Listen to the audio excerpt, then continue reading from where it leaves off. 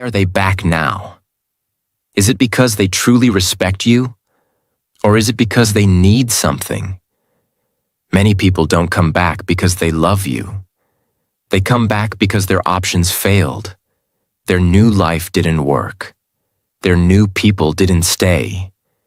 Their situation changed. So they return to what was once comfortable.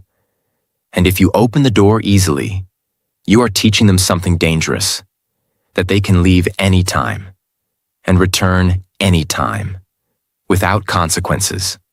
This destroys your self-respect, because now your value becomes temporary.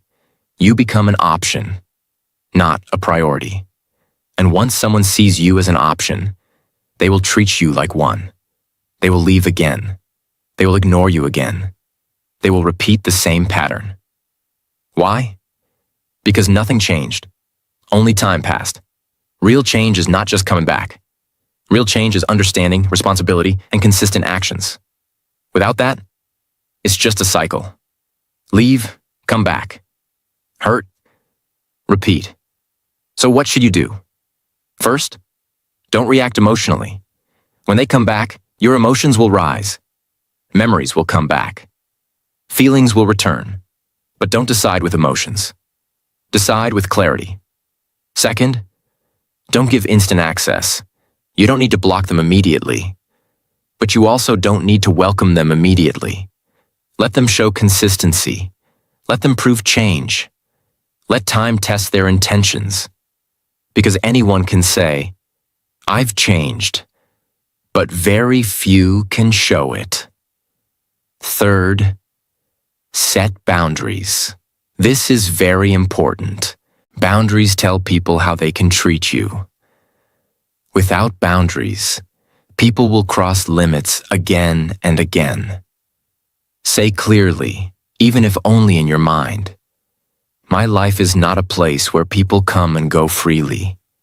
You deserve stability. You deserve respect. You deserve consistency. And finally, understand this powerful truth. Not everyone who returns deserves a place in your life again.